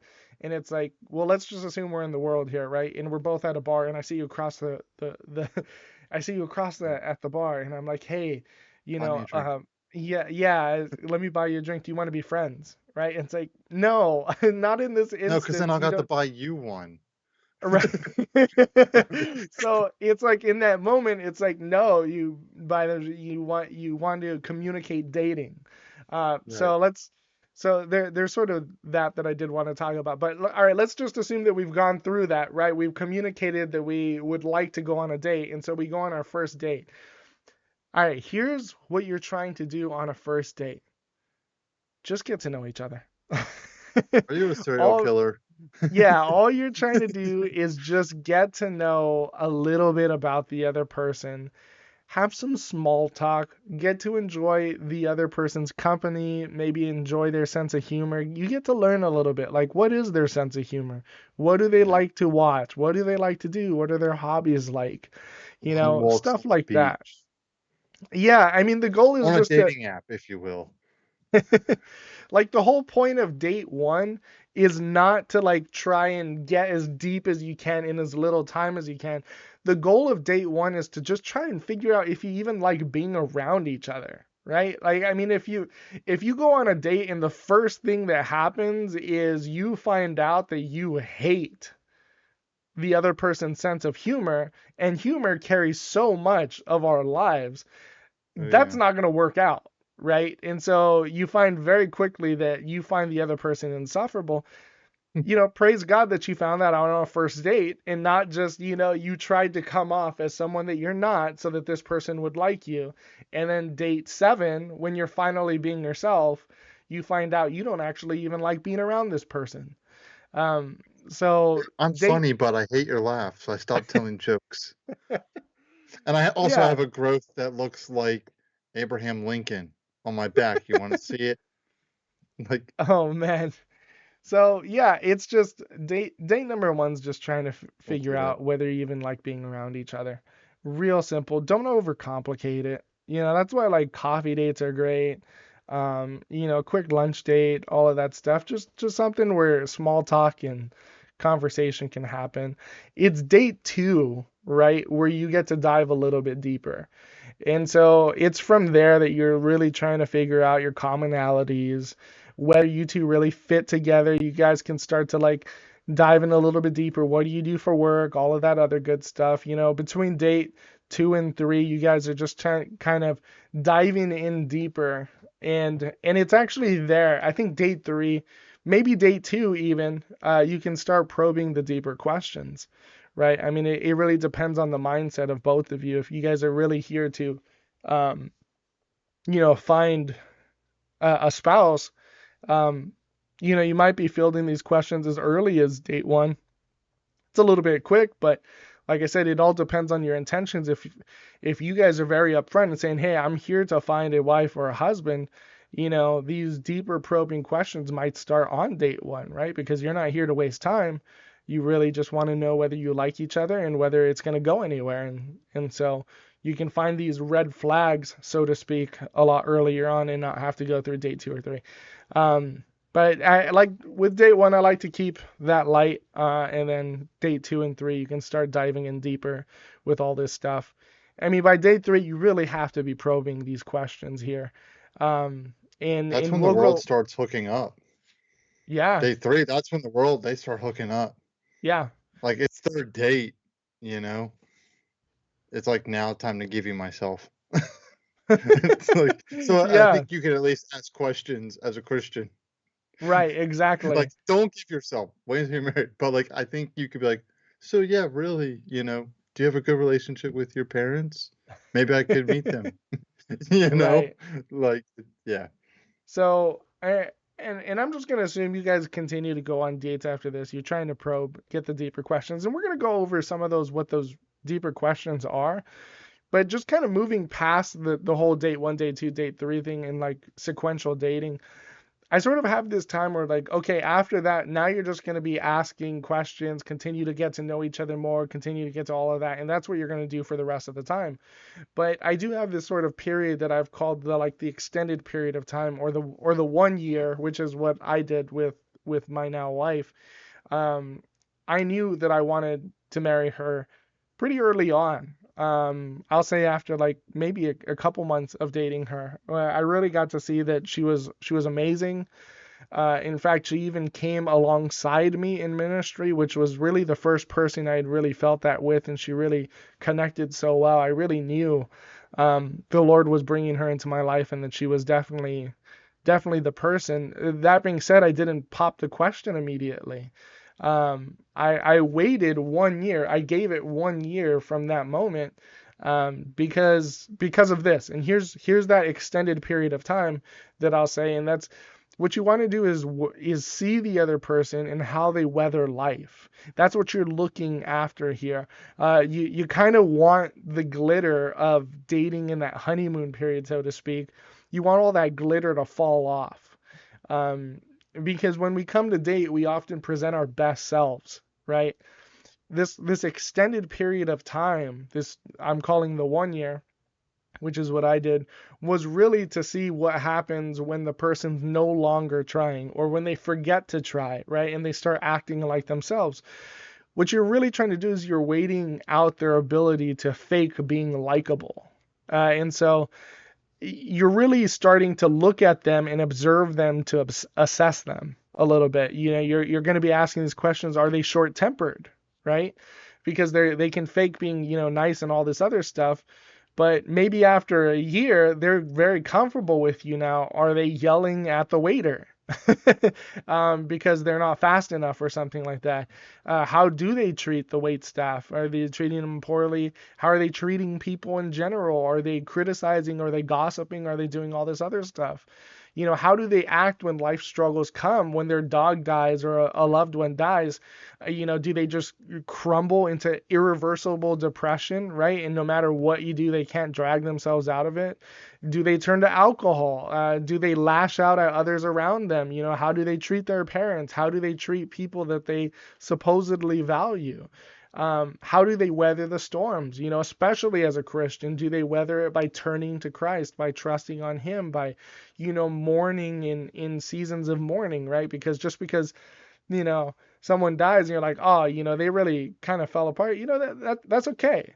There's a period of mourning. The question is, are they behaving in a manner that's not healthy? Are they exhibiting things that are sort of red flags? And that's what this period of time is. You're really trying to observe them in sort of their natural habitat, so to speak, in places where they're no longer faking it and really being their true selves. And then you can really get to see what they're like and whether that's someone you should be with, right? And so you don't want to ignore the red flags here. Um, one of the mistakes here is, I like this person, therefore I will accept their red flags. It's like, no, the red flags are there to tell you you shouldn't be with the person. And so this period of time is not so that you can grow deeper with them to the point at which you'll accept anything that they do, but more of a time in which you can observe them and see, is there things that that you shouldn't be aligned with them in, right? Like I said, if their dog dies and then they take to alcoholism, obviously that's not going to be well when their parents die or something, and you have kids together now. So you do not want to ignore these red flags, because these red flags are going to save you in the future, especially when you have kids now in the mix. And so you really, really want to be observant of this. And in some sense, you kind of do want to hold this against them. That's the whole point of the 1 year is, or the extended period of time, is to really assess, what they're like and whether you can go uh, a whole lifetime with them. Dave, did you want to add anything to that, or Nice. do you want to dive into the hard questions here? Nope. All Better to right, know yeah. the red So flag, better to know where the grenades are, the landmines are. Better to know where the landmines are before you venture into uncharted territory. yeah, and so we have some asking the hard questions here. I'm trying to. I mean, I just realized we're going a little bit long, Well, so I'm there's going to so try much and to say about dating. It's like, how do I say it all in 50 right. minutes? And I've had a few conversations recent enough on this. I've had counseling sessions on this, and so this is why I thought it was a big thing. It So is. here's some asking the Well, because hard dating is not questions. just young adults. What do you do when Yeah, you're it's not like, hey, I'm 54, she's 48, we've been single this whole time, and it's like, how do I date as a 50-year-old man? Like, yeah, I've just been living single for 5 decades. right. Am I suddenly like, you know what I mean? Because like you just think about your priorities. As a young man, I was dating because I might have been struggling with lust. I wanted to date because I didn't want to be alone for all of my life. I might have been dating because I wanted a companion. And it's like, well, I'm through all of that. It's not like you don't have lustful thoughts ever again, but it's like, oh, I'm a 50-year-old man. I just nothing works like it used to. I've managed to live 5 decades on my own, so I don't really have to worry about how am I going to function living on my own for 50 years because I did it. Uh, and so it's Yeah, like, and so if I have any desire to find a spouse now or to date now, what does that look like? Or yeah, for or the folks that have been widowed, if they ever do move on, because it's a tough thing. I have folks in my congregation that they're widows, they're widowers, or they have a spouse. They talk about, if I lose them, like that's that. Like they're at a Yeah. stage in life where they have adult children, they've moved out. If I lose my spouse, like I'm just going to be a single guy or a single lady.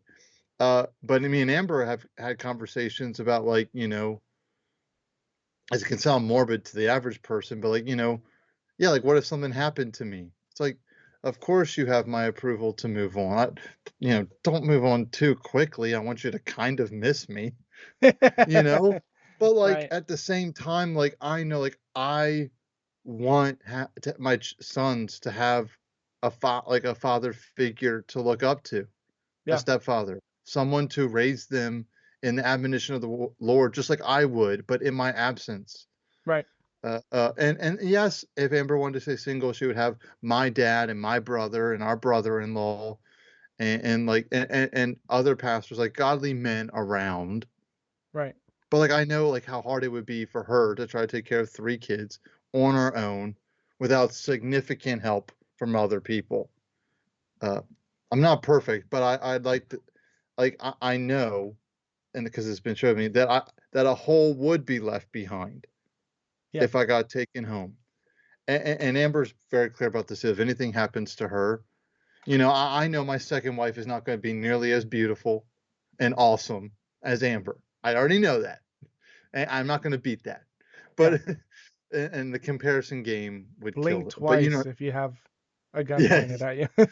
yeah, yeah, yeah, Right. exactly. Like, she would, hey, babe, you know, uh, no, but you know what I'm getting at. It's Right. like Yeah. she would want me Of like, course. no, like I want my sons to have a mom taking care of them.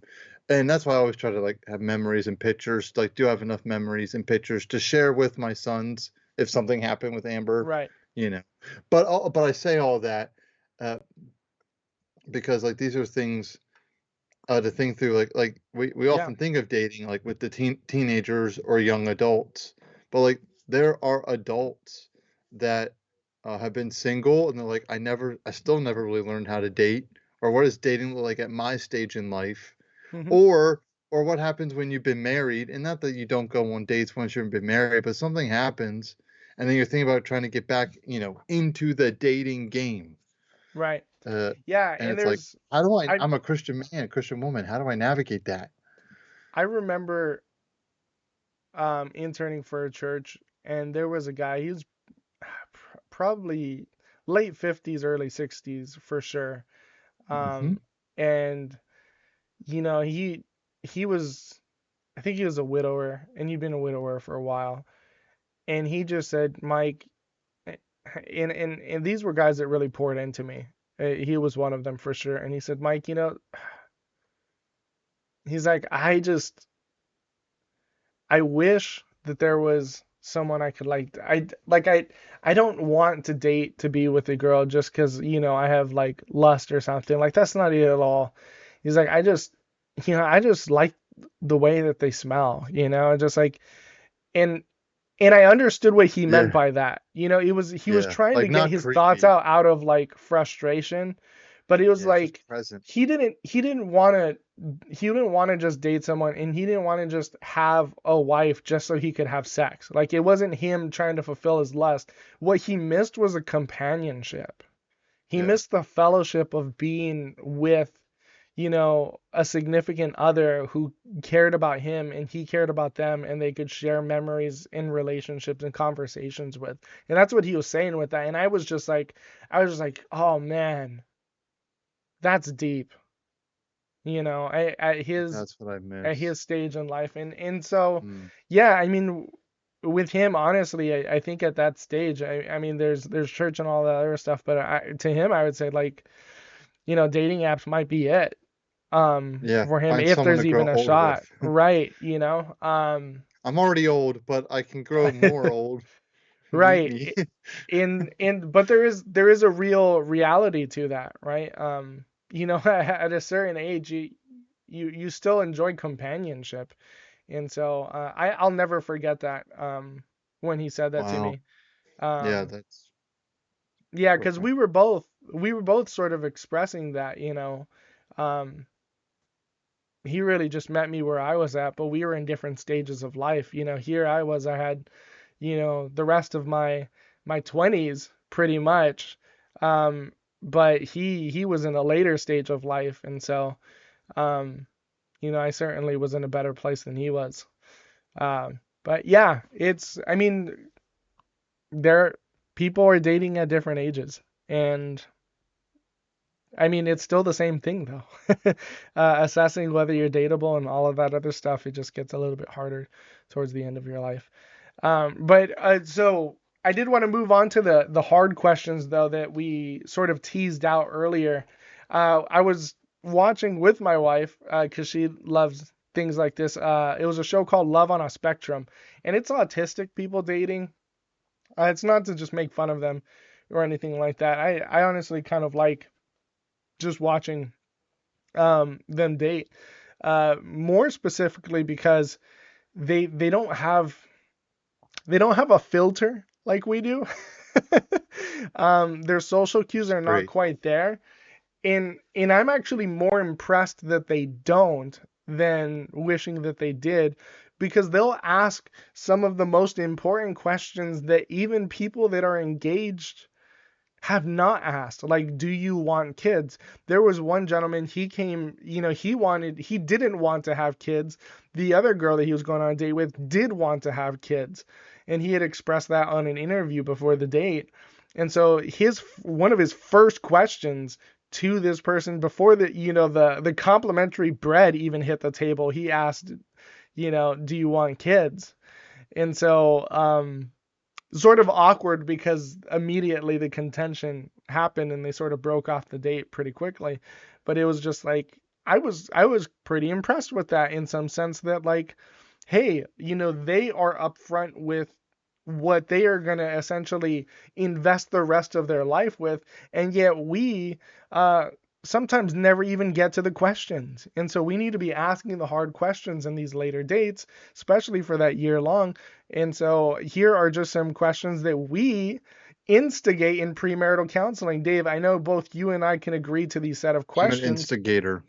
Yeah, we make you have these questions. We make you ask these questions and answer them together, because so often people who are engaged and are going to marry each other for the rest of their life, for whatever reason, have not asked some of these most important questions. So I'm just going to rapid fire these.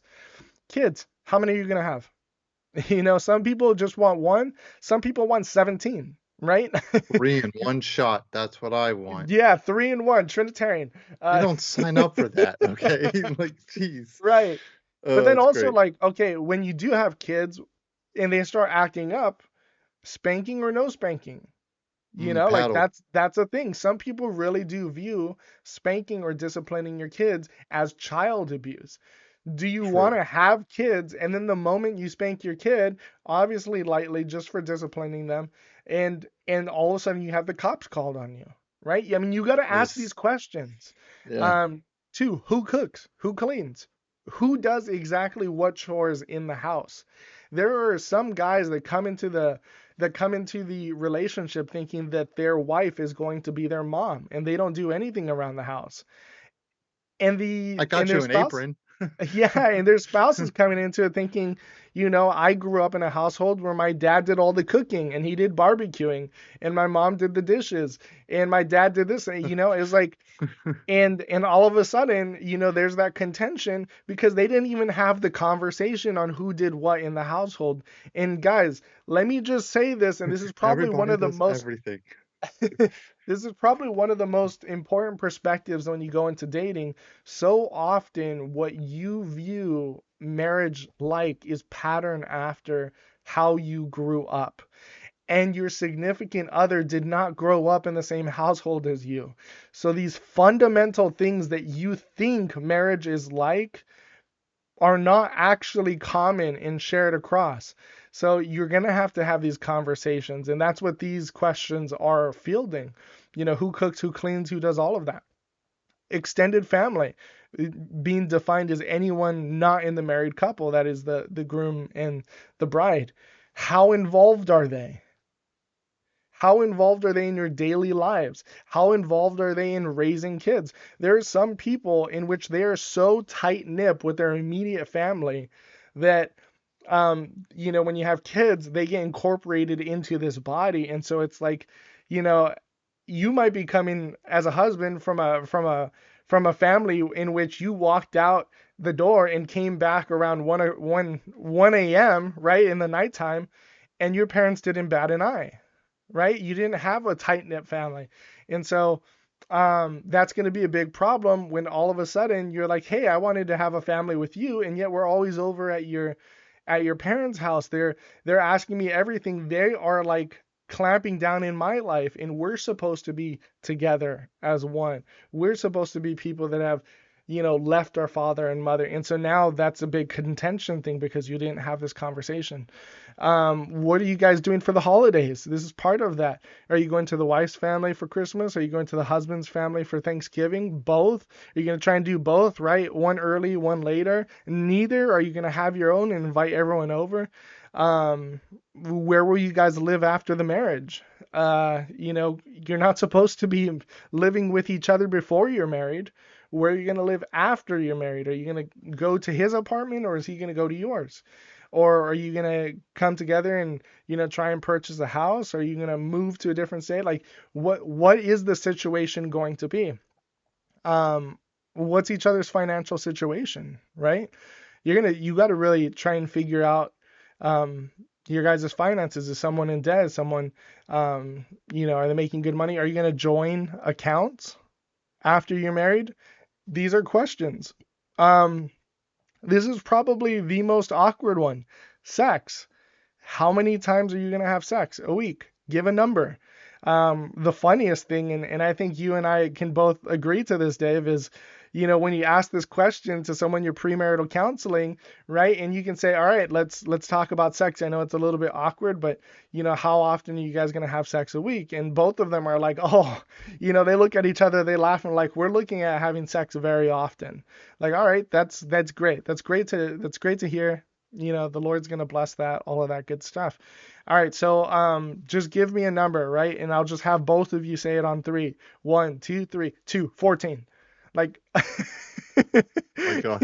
one person thought, two or three times a week. That's a lot. And then the other, often the guy is like 14. I thought that was like, kind of A a day. modest number. Yeah. Like, And so, these are oh, different jeez. conceptions, and that's gonna Right. come across as sexual frustration in the marriage. If it's Um, after kids, divide any number by 0.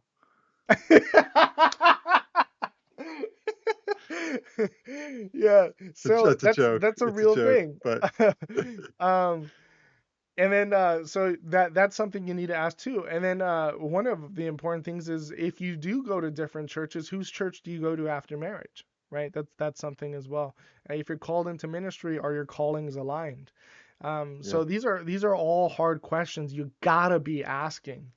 Dave, do you want to add anything to that? And then we'll just give some biblical encouragements. I'm going to try and summarize this quickly too, and then we'll wrap up. No, I just like, yeah, I'm glad we have an ask hard questions portion. This is not, again, this is not these are not the first date questions. No, by Um, no means. uh, yeah, but and not saying like, oh, you're not autistic. Uh, you know, I do appreciate the upfrontness. You can kind of actually get that with the Christian dating apps sometimes Yeah. because you have like a little bit of a bio. So you kind of, unless they're totally lying to you or catfishing you, Hmm. which can happen, you have an impression going into the date. Uh, Yeah. but like, and yeah, so these questions, these are reserved for like, okay, yeah, I want to marry this person. This is during my 1 year evaluation Yeah. where, uh, I mean, and we know this, every relationship, like I want to put my best, I want to put my best foot forward every day. I Right. want to be the best I can be. I want to be perfect. Uh, but that like just does not happen. And so it's like, it's more to see the intentionality. Right. But these questions, and I'm even doing premarital counseling right now. I have another wedding in October, and you can see I've asked some of these questions, and it's been fruitful. Not in the ways that they might have thought, because Yeah. like now they're like discussing, or they're like, I didn't. why would you say that? Or what do you mean? And like, it's Yeah. like, and do you see why I'm asking you now and Yeah. not why this is some blow up at the kitchen table 5 months into your marriage? Yeah. And you're like, and we can't go back now because divorce isn't an option. We Right. got married, so this is like, and it's just like, you tread lightly where it's like, hey, I'm not, you know, like saying one way or the other. I'm like, but I highly encourage you that like, you know, discuss this and have it figured out by the time you meet with me for the next session. Yeah. Like, and then tell me like, and tell me what you did to figure it out and Yeah. compromise. And if you're okay with, anyway, because it's like, you'd be surprised, like, oh, you're ready to spend the rest of your life together, but you didn't even think to like, oh, like, I don't want kids at all. And you want to have kids? It's like, or what if it's like a previous marriage and like they were, and you already have kids. Oh, I want to build a family together. Well, I feel like my family's kind of already built. I don't want to have more kids. They're Yeah. built. So you have to I be mean, okay with not having any of your own, to sort of take or like one of my cousins as an example. She's not married or anything, but one thing that she said to me one time really stuck out, and that was regarding finances. Um, and that was her viewing what she had as her own. Like she didn't want to join accounts or anything like that, because she yeah, just said, well, I worked hard for that. That's my money. And so just imagine that, you guys get married and all of that stuff, and you're like, all right, let's throw in a joint account because we're one flesh. Let's throw everything in. Let's take care yeah. of the bills that way, and all of that stuff. Let's team up together. And then all of a sudden your wife, because you finally had the discussion, and it's like, no, this is my money. You don't get to do anything with my money. This is my money. You try and live off of your money. We're going to try and live together in this sense, but with two different accounts, and that's going to cause maybe some contention or disillusionment, right? Because you didn't have that conversation, and that's a real thing. That's a real thing that will take place, if she doesn't have that conversation with her significant other. And so these are So questions bad. that need to be asking. Obviously, as David said, on a first, second, third, or fourth date, it's not okay to say, all right, sex, how many times a week? That's something a little bit more for It's a um, non-negotiable. that's something It's a little a bit hard more number. for around the time and where you would probably start to think about proposing and stuff, um, or even have proposed. I think that question Oh, is, God, is is a good one to say for premarital counseling. Um, definitely. uh, Yeah. but so these are the hard questions, but you do want to be asking hard questions, especially during that year. And then as you probe deeper with every date. Uh, Here's some biblical encouragement, guys. I have this as a section, and I think it's real good. I'm going to try and rush through this. Proverbs 19:13 through 14. A good wife, gift from the Lord. I already talked about that. Verse 14, but a prudent wife is from the Lord. Obviously, same thing for husband in the reverse. Um, Yeah. If you want to God, hear a sermon on that, you can go to St. Paul's. It's like it was 2 weeks ago. there you So go. if you want more detail, www.stpaulsmaryland.org, md.org. It's going to be a solid Pastor Dave. sermon. I hope so. Um, no, it is. I know it. Yeah. Um, Proverbs 5 Proverbs, is good too. yeah, Proverbs 5, 3 through 5, I used in contrast to 15 through 19. Now, 3 through 6 is about an adulterous woman, the forbidden woman. More so only to contrast, because you don't want to be looking at girls after lust and all that other stuff. What you want and desires that which is from God, which is 15 through 19. And this is something that really stuck in my heart that I was really looking for. Um, and that's in talking about a good wife, your wife. It says, drink from your own cistern, not sister. People in Virginia, Alabama, West Virginia, all that stuff. My sister. Drink from your own well, flowing water from your own well. Should your springs be scattered abroad, streams of water in the streets, let them be for yourself alone and not for strangers with you. Let your fountains be blessed and rejoice in the wife of your youth. A lovely, graceful doe, let her breast fill you at all times with delight, be intoxicated always in her love. This was something that's quite beautiful. When you really get into poetry, like Song of Songs and these proverbs and psalms and stuff, you really start to hear things like this. And I just thought, oh man, like I long for the day in which my wife is my well, and I can enjoy my fellowship with her. I can enjoy being with her. I can enjoy her both spiritually and physically. And that is a blessed time, right? It's not a time in which it's lust anymore. It's a time in which it's expressed love. And so And it's an imagery too. yeah, Like it was communal, like wells were communal. Everyone would go to a well yeah, because of how drinking water was. But to have your own cistern, yeah, it's like this is it's like my special filtered water. No one gets to tap into it. yeah, It's like this is it's my water. and it's a huge blessing, and that was one thing that really kind of stuck with me during my dating process, was just like I long for my wife, not for the forbidden woman, not for lustful thoughts or anything like that. I long for my wife. And so there's that. This is one thing I included as a caution, 1 Corinthians 7:9. But if they cannot exercise self-control, they should marry, for it is better to marry than to burn with passion. Um, this is sort of something in the step one in the meantime to work on yourself. It's okay to be attracted to the person you're dating. It's okay to desire that. Like I said, as I talked, I longed for the day in which I could be with my wife. Um, but it is also the caution that your passions will burn up, and you have to try and create these boundaries that will keep you from engaging into sin. And so that's a very real thing too. But you do want to be in a place where you do have passionate feelings towards the other. And so that's just something that I want to keep in mind. Matthew 28:19 through 20, your calling. Don't forget your calling, right? This is more of like in the meantime stuff. Since you're not married, here's what you can do in the meantime. Focus on your calling, because the Lord has called you to deliver the gospel to everyone. Matthew 28:19, the Great Commission. 2 Peter 1, 5 through 8. For this reason, make every effort to supplement your faith with virtue, and virtue with knowledge, and knowledge with self-control, and self-control with steadfastness, and steadfastness with godliness, and godliness with brotherly affection, and brotherly affection with love. For these qualities are yours and are increasing.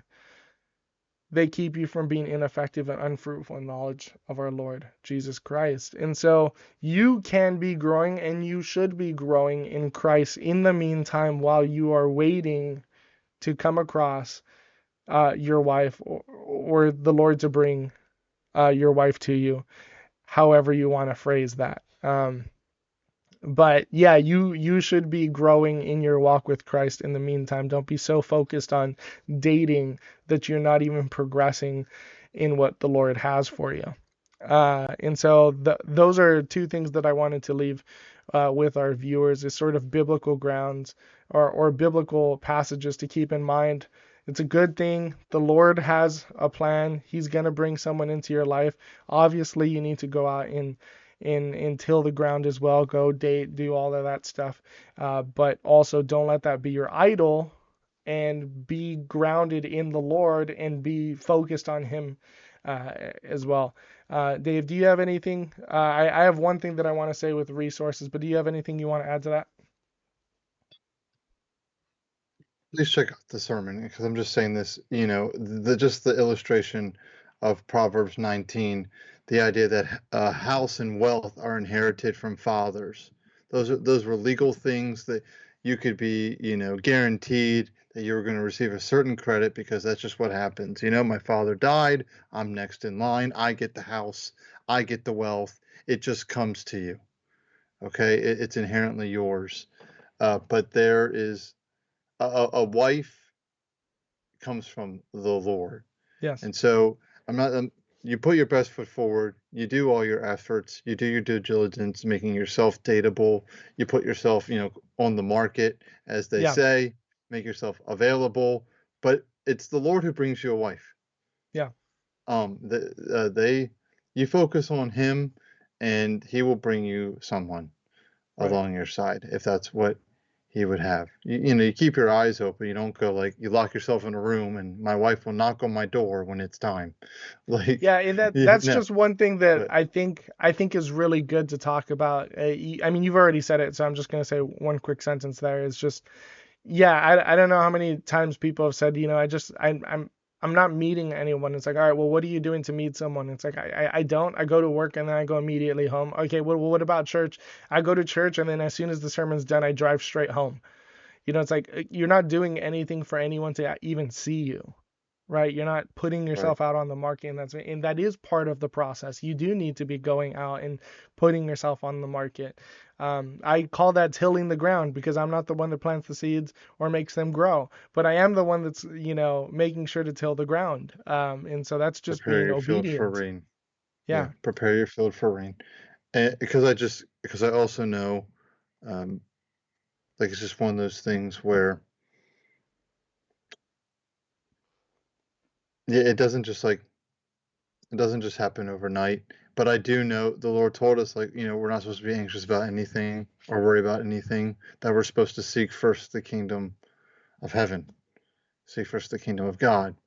And you want a woman who, like, and this is to men, and same for women, you want a man that loves God more than you. no, Sounds crazy, yep. but you want like that's what we say, and then when it comes to practice, we were like, well, I don't know if I really want them to love God more than me.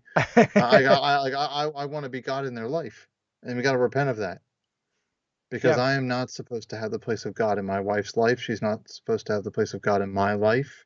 right. They are instruments. They help us in our relationship with the Lord, but they are not our relationship with the Lord, and they are gifts, not the giver. And so, if you are pursuing the Lord, you're seeking first His kingdom and His righteousness. It's not like you're going to be too busy to find a spouse, but He will bring them along when they are necessary. Yeah, Like, just because I know I needed a wife, because I know it's really hard to. I don't know if Jesus or Paul would have a pastorate in the United States because of them being single men. yeah. It's really hard to become a pastor as a single guy. Yeah, Not that it can't be, it not that is. it can't. That I know. Trust me. Yeah, I know. I'm just not saying it. I'm saying it without saying it. No, I'll say it. I'll Uh, say it. I'll say it. It's There hard. were legitimate positions in which I was overqualified for, well qualified for, that I got denied because I was single. So yeah, no, Right. it's true. Right. And I understand. And that could be another episode about, oh, do we create rules to prevent breaking rules and like safeguards to Yep. keep us from. It, I'm not saying that it was unwise or not. Well, think about prudence, not prudent. But to think that like this is the norm and not even humor, anyway. Uh, Yeah. yeah, those are my last fault. Really, my last thoughts. Be dateable. Hopefully, the other person's dateable too. Don't Right. expect more of them than you expect of yourself. Especially this Yeah. is from man to man. You want to lead And your wife. Do not mhm. hold her to a standard that you can't keep. Okay, or and try. Like that's the no, standard. I was actually gonna say the same thing of what you Oh, just right said. on. It's like dating in some sense is you take it, what you're getting is as is. So, not that they're not going to grow, not that they're going to be a better person, but you cannot look in at someone as a project in which you will get them to a better place. You need to ask yourself whether you can live with the person for the rest of your life with them as is, right? Because they might go worse, right? Or their dog might die, Ask and then they might Hosea. go into alcoholism. That's the whole 1 year thing. But it's like you have to look at it as is to sort of keep you from doing the whole missionary dating, to keep you from doing the whole I can change them and then they never change. I mean that's a huge problem that people have with the whole complete me aspect. So I think that was a really wise thing to include there. Uh, A couple resources.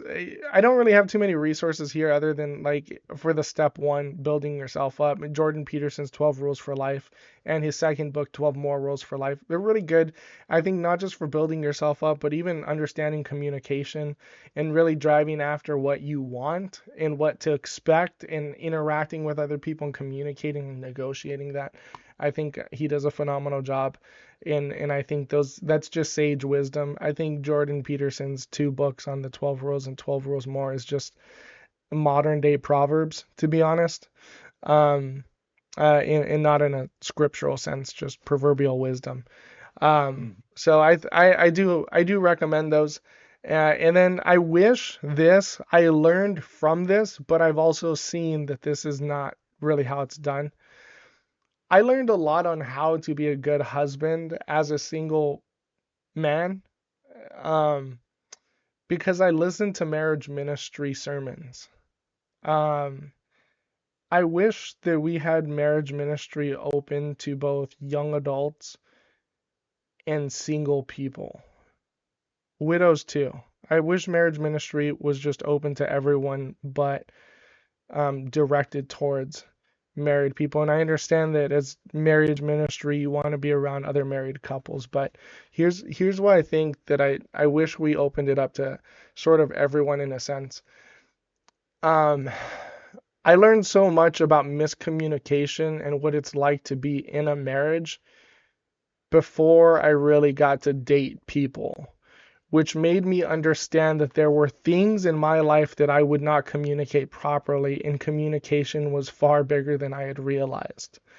And so instead of just fighting with the other person in a you versus me way, I learned very quickly because I understood it from people that are in marriages that we communicate in such a way which we're not even speaking the same language in a sense. One quick thing, I know we're running really long. Guys, I'm sorry, there's really good content on here. Like I said, few counseling sessions as of late. I think this is really valuable information. So just forgive us on this, but I do think this is valuable information. One guy that I learned something invaluable from, he was talking about his wife. They had gotten married. They sort of had opposite job schedules. He worked in the nighttime, she worked in the morning, and so they didn't get to see each other that often.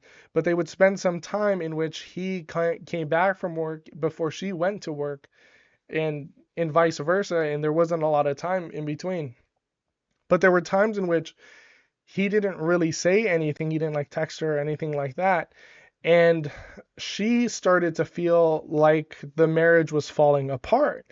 And so a couple months later, she finally just broke down and she said, "Are we okay?" And it's like feeling like her marriage is in shambles. Whereas as a man, we tend to be a little bit more objective focused. We tend to enjoy things when they coast, right? We don't like to pedal on a bike.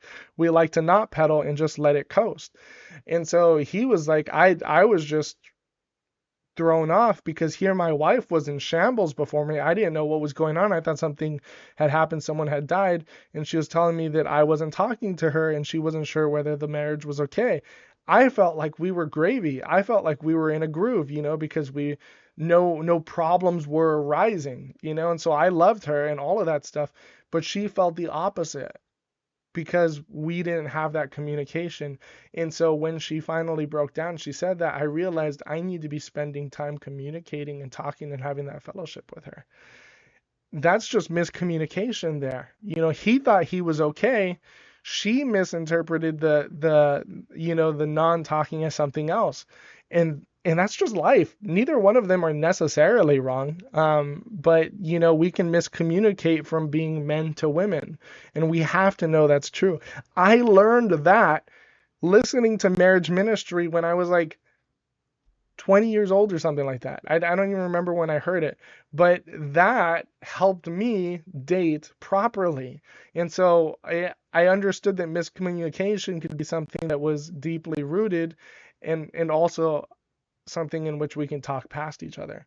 So I really do wish that marriage ministry, things like that, would be open to people that, are younger. and so that they can learn how to love another person in a responsible way when they're finally married, or even how to communicate properly. For people that are dating, to understand this and know that, hey, once I'm married, this stuff happens, and all the like. So I wish marriage ministry was a bit open. Dave, do you have any resources that you want to say, or anything that you want to say before we close out here? Actually, like I think some of the best resources on dating are the resources on marriage. Yep, How do you know if you're ready to date? Well, are you ready to get married? exactly. Because we just talked about the intentionality of dating. You're Hmm. you're not you're not just trying to find something fun to do on Friday night, even though that, Lord willing, it is fun. I hope you do Yeah. enjoy yourself. Uh, but yeah, please, I don't want to have a day where it's not fun. Uh, but but you have to recognize, like, to what end am I dating to date? Or like, because I've even had folks where it's like, well, how do I know who my type is and if it's the kind of person I even like? It's like, Yeah. okay, I grant that, but that's still a purpose. To know the person that you want to spend the rest of your life with comes with some learning knowing who you don't want to spend the rest of your life with. Right. Okay, because that's going to solidify who you do want to be with all the more, even if you might not have a face or a name just yet. Um, but yeah, I really like. There's a book by Dr. Jim Newheiser, Marriage, Divorce, Remarriage, and that's really good on just the whole front. But also a DVD series. What did you expect? That's what I have all my premarital counselees go through. It's what me and Amber went through. Hmm. And my parents have even done it with two other couples. It's designed for people who are already married, Hmm. but like, welcome to premarital counseling. What better way to prepare you for marriage than to get you thinking and talking about things that married couples are going through? Because 9 times out of 10, maybe in a different scenario or a different time, you're going to be going through what they're going through in some shape or form. You might not be arguing about the same amount of money. You might not be arguing about where you're getting that money, but you're going to be arguing about money, something something like that. And so, Yeah. and what did you expect by Paul David Tripp is amazing, because just we all have expectations, but they're not realistic, and they're not spoken, and that's just detrimental. The fact that you're being held to a standard and you don't even know what the standard is, Yeah. and what the consequences are if you don't meet it. And so, like, that is something definitely to talk about. Um, and like, not that you're not going to, ask your, on the first date, all right, hey, what are some of your unspoken, unmet expectations? Hey, how has your parents' relationship, if they have one, affected your view of marriage? Like, that's not a first date question. Right. Uh, but you need to be, but at least you could be aware of that in yourself and asking yourself those kinds of questions of like, oh gosh, what would I say? What do I want? What wouldn't I want? I lo- Yeah. And I would also, sorry, real quick, the last one. We're trying to close here. Yeah. Also a great resource. You want to know what it's like to be married? Hang around married couples. You're a Right. single adult. And honestly, you talk to me or Mike, like, we'd invite you over to the house. Like, you want a free meal? You're broke. Like, we'll have you over. Yep. Or at least take you out. Like, we're those kinds of people where it's like, you're a bored young single guy, we can hang out. Like, let's Right. go. We'll go to the range, dude. We can go watch a movie. We'll go shoot, you know, a round of Some golf or pool or something. something, Yeah. some pool. Like, just do something. We'll get out, like, when you're not doing your studies or whatever. Um, like, I like being able to get out of the house too. I like it even more, actually. You like getting out because you're bored. I'm getting out because I just want to be able to see the sun again. You know? Just want to touch some grass. Yeah, dude. Like, oh man. But like, but I'm saying, like, that's even one of the best resources. Be around other Yeah. married couples, not like a third wheel on other people dating. Be around Right. other No. married couples. Yeah. Like, I'm just trying to learn how do you date? It's like, no. Yep. Oh, Invaluable. yeah. Yep. Well, all right. So we've been around for a good couple hours now, and I just think this conversation is so valuable. I really do, and I think to all the people that are trying to get into the dating world, don't know how to date as a Christian, because there's sort of this expectation that it's like almost hormonal, right? Like it's just part of Darwin's, evolution. You get to an age and you just know how to date. You just know how to get there. You just know how to eventually find the one, and then you just get married, and that's it. Everything is just instinctual. And I didn't get that experience. I sort of had to go through the ringer a little bit, and I just wanted to break off some of this knowledge. As Dave and I have talked about this, like I said, for some years, some of it from trial and error for myself, some of it from watching others go through the ringer that we call friends. And so we've seen a lot of this stuff, and yeah, no, definitely. It's been fun. Yeah. So we just wanted to kind of give some good grounds for you to be able to go out there boldly, responsibly, and in the Lord date. We want you to really be seeking the Lord first, but then also we want you to be seeking a good wife in a godly manner. And so we just wanted to have this conversation with you guys. And honestly, I just hope that having this information on YouTube for you guys, that maybe it'll just shed some light in an area in which there's just not been that kind of information around, from two pastors that just want you to go out and have a fruitful life with another believer. Share your insecurities and share your sinful downfalls and all that other stuff, but come together in the Lord. Christ is going to fulfill all of that, and he's the one that we're chasing after. And so let's just make sure that there's a conversation that has been had, so that we're not just letting the world teach us about dating, but let's have the church also teach us, so we can have a difference and know how to date godly. With all that being said, don't forget to like, don't forget to share, don't forget to subscribe. Hit that subscribe button, notification, all that jazz. Let us know what you thought about this down in the comment section. If you agree, disagree, if you want to call it courting, or if you think it's fine to call it dating, all that good stuff. We enjoy the conversation. That's why we have this. And most importantly, we just enjoy you guys so much. Thanks for just powering with us through this awesome conversation. We love you guys. This is all for you. And so we're just excited to continue on in season 3. So stay tuned. There's a lot more coming and a lot of good episodes. With that being said, we will see you in the next episode. See ya.